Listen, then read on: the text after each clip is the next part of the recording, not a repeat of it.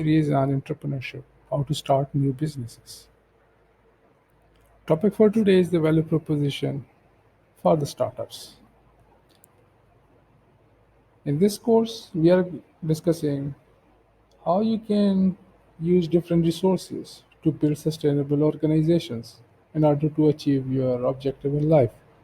Whether you're going to develop the profit oriented organizations or social organizations. The key over here is sustainability of those organizations. The value proposition was basically took out of the business model canvas, which was developed by Alexander Osterwalder. It happened in different workshops organized by Alexander Osterwalder that people would fill in the business model canvas differently, especially the two boxes in the canvas, the target customer box and the value proposition box. Their target audience basically didn't realize the importance of these two boxes. And from there, they realized they should put more emphasis on these two boxes. Together, these two boxes they call the value proposition canvas. Now, on this canvas, they draw the picture or the portrait of the fit between the customer's needs, wants, desires, and the company's goods and the services. So this value proposition basically maps out how a company can fit or sync the set of their goods and the services with the set of the desires and the jobs of the customers. The purpose of this is if there is no fit between both the boxes, then the entire business model is going to fail.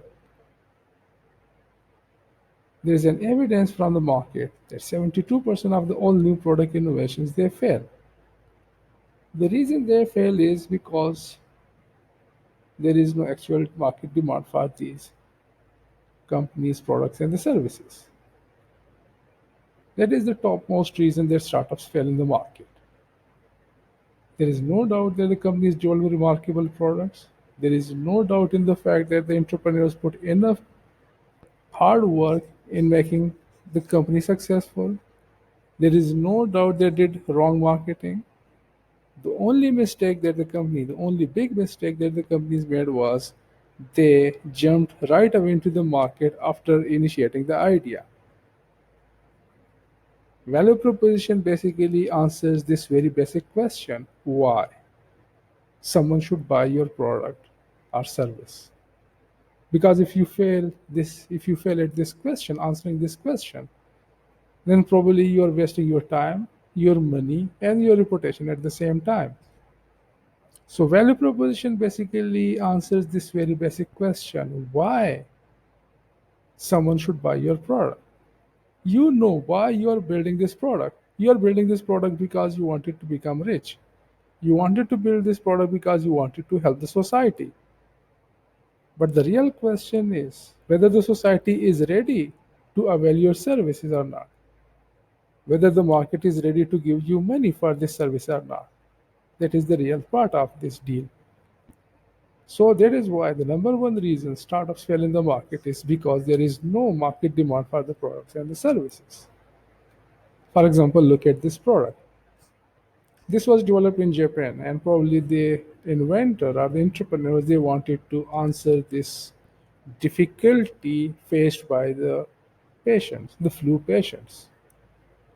You need tissues. You need to clean the nose all the time, right? But somehow the customers responded by not buying this product. So this product looks good.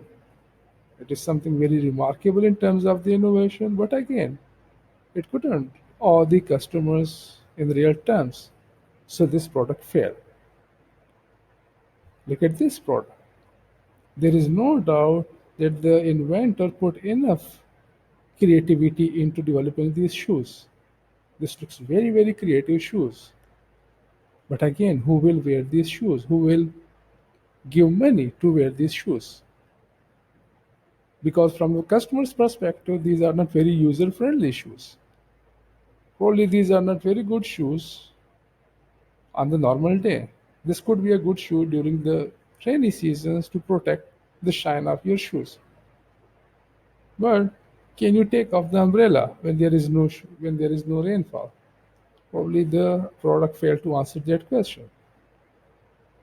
What would you do? How would you walk in the rush where there are so many people? How would you ride a car? How would you ride a bike on these shoes? And again, how would you fit in these shoes in your shoebox, for example? Right? So this looks very creative product, but again, the customers are never bothered about the creativity. They can claim for you one time, but they will never pay the money for this creativity. So these shoes basically failed. Look at this product. This could be a best solution for all those guys who are on the run. Probably you are a student. Probably you are a businessman. You travel a lot, right? And you don't want to eat the hotel or the unhygienic food. So probably a butter steak could be a good solution to light food. It looks very good. The product is very out of the box. It's very creative. But again, no one wanted this product. Somehow the customers couldn't feel related to this product, right? So this product failed. So it's not about the creativity, it's about how the customers or why the customers should buy this product. Probably the customers were not feeling very all right with using these products. Similarly, there is another example of a remarkable product, Concorde Airlines, Concorde aeroplane. These were one of the fastest aeroplane in the world, but due to continuous accidents, the governments had to land these aeroplanes. This was a remarkable aeroplane, but no more. No one wanted to travel in these disastrous aeroplanes. Now, there's another example of the luxury industry. Mercedes and BMW, they introduced the economy class cars for the middle income families or individuals. Though there was a rise in the demand of those economy class cars, but there was a reaction from the other segment of the cars, of the target customers, the luxury buyers. They felt betrayed, maybe. They couldn't associate themselves with the poorer class of the society. So the luxury sales, the sale of the luxury cars of both the BMW and Mercedes went down. So then the companies had to abolish this idea. This was a very good idea because the middle income class, this is so big. But again, this couldn't work in the market, so it failed. This is another new product that is designed for the French military. What do you think about this product? This is the flying jet. What do you think? This is going to be the next big thing in the world, especially in the defense services, for the police, maybe, for the military, maybe. Dubai recently bought these flying jets to help its laborers clean the high rise buildings. Cleaning the windows of the high rise buildings like Burj Khalifa is maybe difficult for the laborers. Sometimes there are fires in these high rise buildings. So Dubai basically bought these flying jets for these high-rise buildings in emergency situations. What do you think? Can there be other applications of this product? So if you as an entrepreneur basically intend to sell this product on one segment of the society and that segment of the society or that segment of the target customers, they refuse to buy this product. Can you make some changes into this product and make it adjustable are synchronized with other segments of the society? Can you do that? That is basically the secret to success. So these are the different examples of how remarkable products, they fail to make a mark in the market. The reason the markets didn't need these products. So I hope now understand the importance of the value proposition. Now there is another example, Faluda with the chicken pieces. Now you as a customer, how do you feel about Faluda with the chicken pieces? Because the guy who proposed this idea in one of the incubation programs I was part of, he told me he's so much confident about this product that he's going to launch this product. And he was so sure that it is going to be the next big thing in the food market.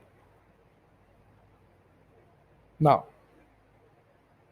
that guy, he's so sure about the success of the product. What do you think as a customer? Are you sure you're going to be crazy for this product?